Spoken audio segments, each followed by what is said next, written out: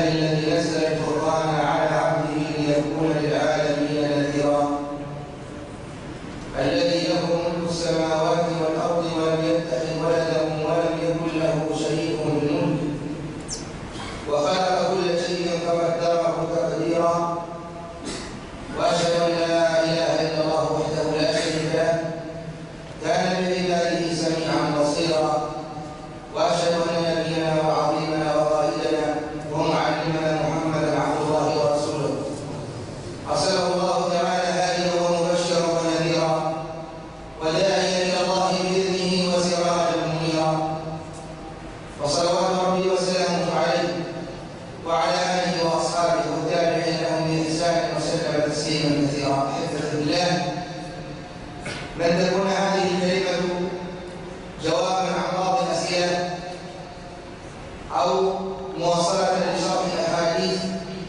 الصبر التي استدل بها النووي في هذا الباب من رياض الصالحين، وذلك بما تعرض له القرآن الكريم من عدوان سافر وهجوم واضح من قبل بعض الرويبضة الذين لا نزال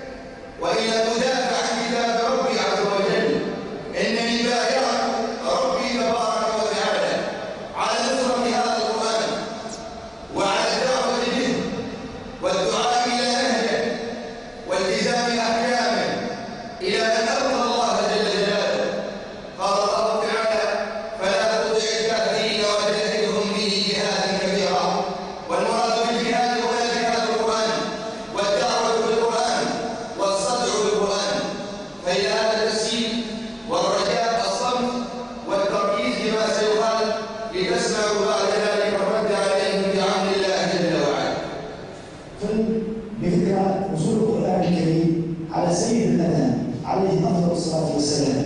هذا المصحف الذي بين أيدينا الذي يتعبد به المسلمون ويتخذونه مصدرا لتشريعاتهم ولتنظيم حياتهم، هل هو مطابق لما نزل على الرسول طيلة السنوات التي استغرقت التنزيل أم لا؟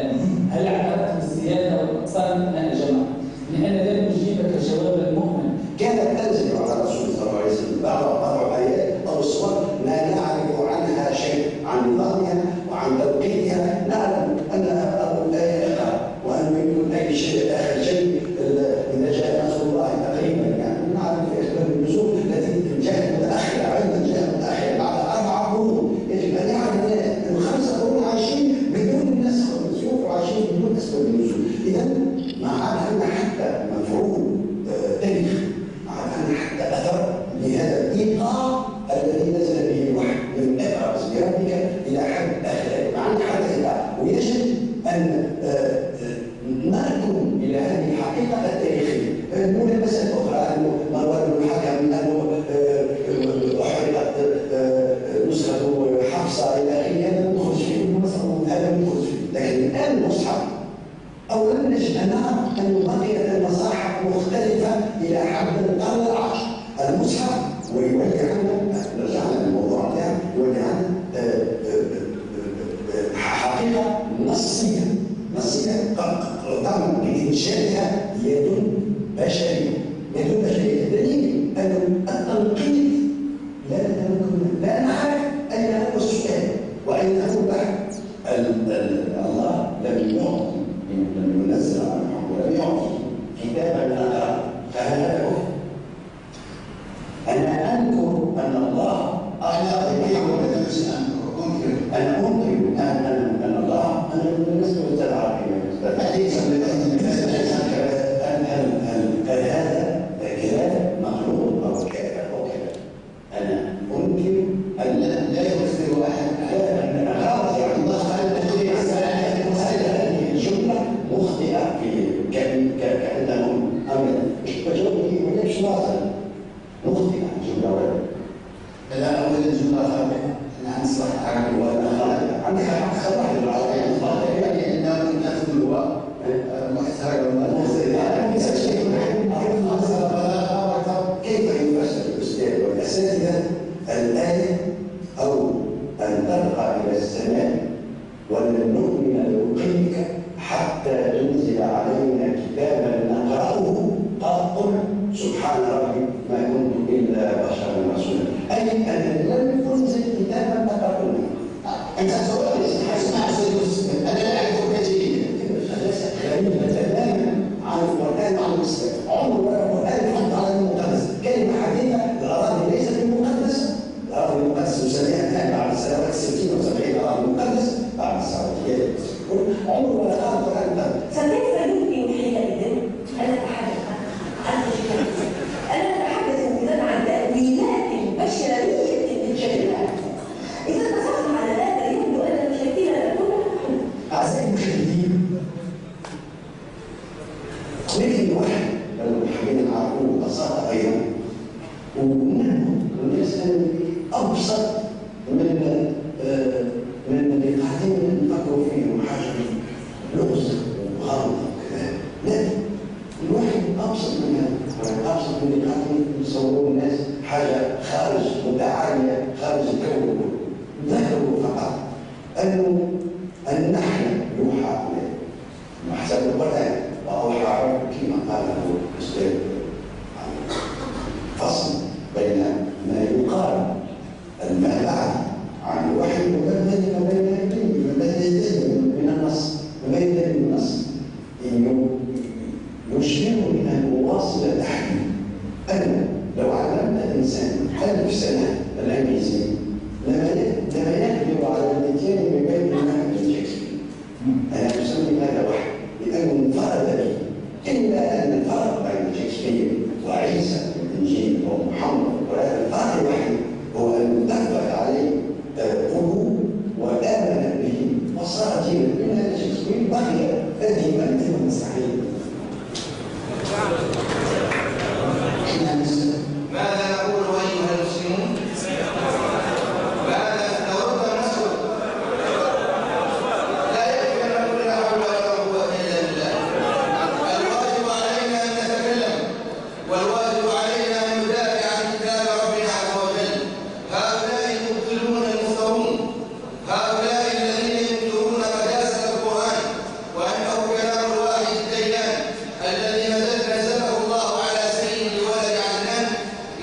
يشككون في ثبوته من خلال هذا الكلام الذي يقولونه.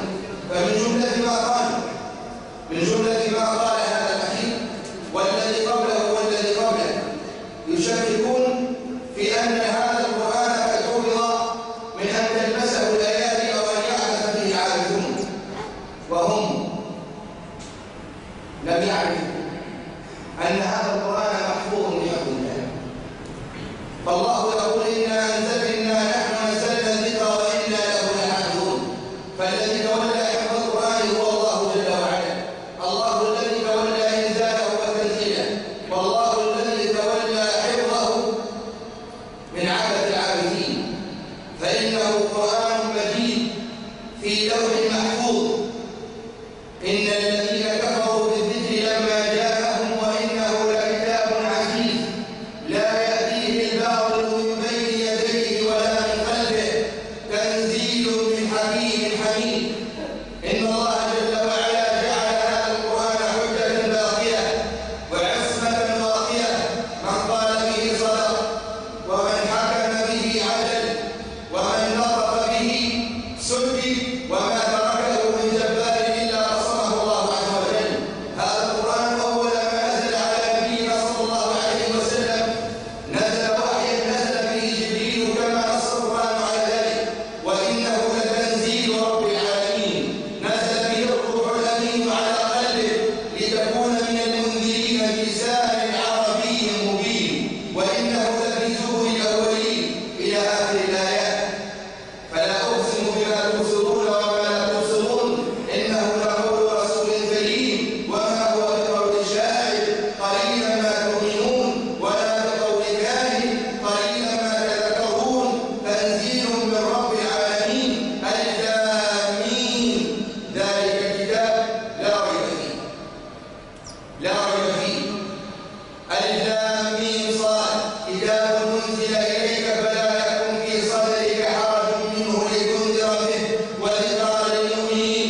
اتبعوا ما أنزل إليكم من ربكم ولا تتبعوا من دونه أولياء قليلا ما تذكرون. وقال تعالى بسم الله الرحمن الرحيم ألف لام را كتاب أنزلناه إليك لتخرج الناس من الظلمات إلى النور بإذن ربهم إلى صراط العزيز الحميد الله الذي له ما في السماوات وما في الأرض وويل للكافرين من عذاب شديد. هو الذي أنزل عليك الكتاب منه آيات محكمات هن أم الكتاب وأخر متشابهات فأما الذين في قلوبهم زيغ فيتبعون ما تشابه منه ابتغاء الفتنة وابتغاء تأويله وما يعلم تأويله إلا الله.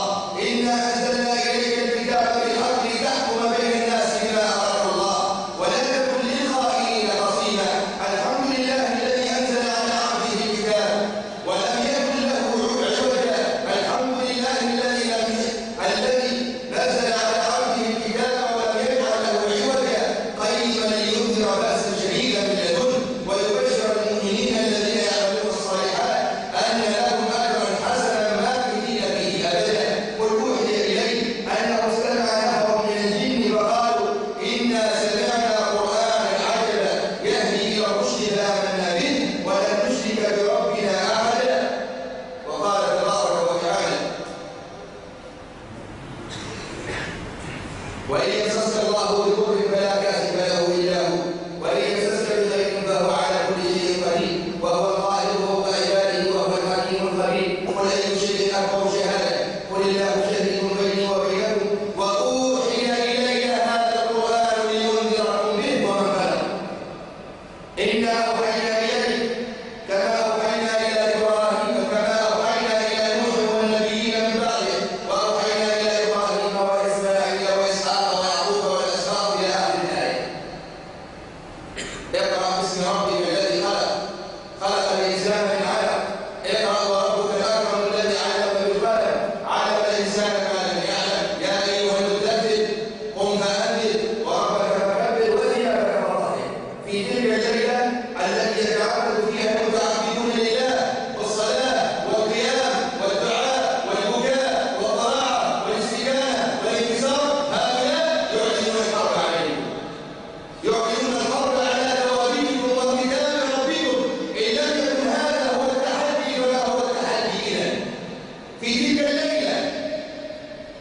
كل ذلك إن لم يكن تشكيكا في قداسة القرآن وثبوته.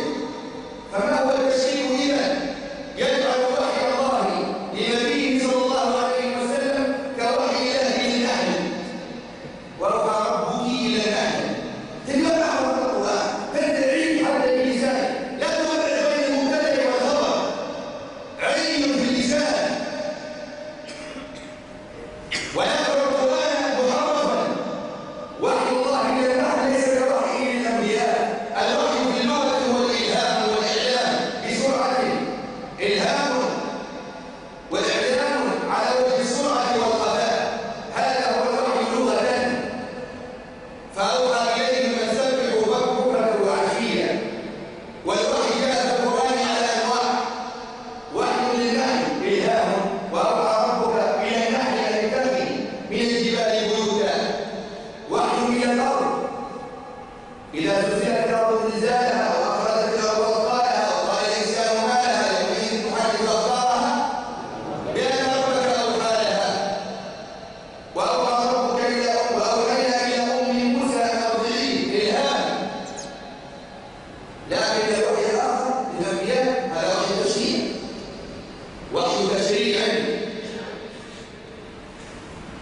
ولقد نعلم أنهم يقولون إنما يعلمه بشر، لسان الذي يلحدون إليه أعجمي وهذا كتاب عربي مبين. لسان الذي يلحدون إليه أعجمي وهذا لسان عربي مبين، لا يأتيه باطل من بين يديه ولا من خلفه. وانظر إلى ما قال: كلمة القداسة والقدسية القرآن كلمة حادثة، يعني القرآن غير مقدس. يحب يقرأ القرآن كجريدة من الجرائد. هذه كلمة بعد تسمية. يقول يؤمن بالجسم ولا يؤمن بالبشير النذير، ويجعل البشير النذير في درجة الجسم لأنه من أفراد الجسم، ولأنه من أمة الجسم، ولأنه متخلف من كليات وجامعات الجسم.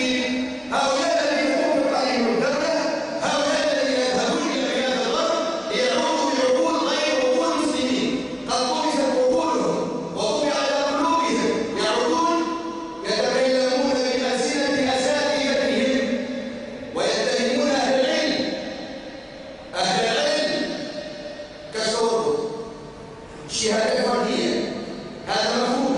كما قالت الأخيرة أن التشريع هذا الاجتهاد بشر ليس من عند الله، يعني أن القرآن غير واضح. كما قالت الأخيرة الأسبوع الماضي، قالت الله خاطب محمد بن شريف. لا يسلمون عليه إذا بقى الرسول ومحمد هو في يد حكمنا نعبرنا. قال الله الكنسي، قال الله الكنسي. إذا تكلموا عن رسول الله صلى الله عليه وسلم يتكلمون وقلوبهم تمتلئ غيظا وحناقا، ولكن قلوبهم بغيرهم. إن الله عليم بذات الصدور. إن الذي شك في قدسية القرآن فهو كافر، وإن الذي شك في صدق القرآن فهو كافر.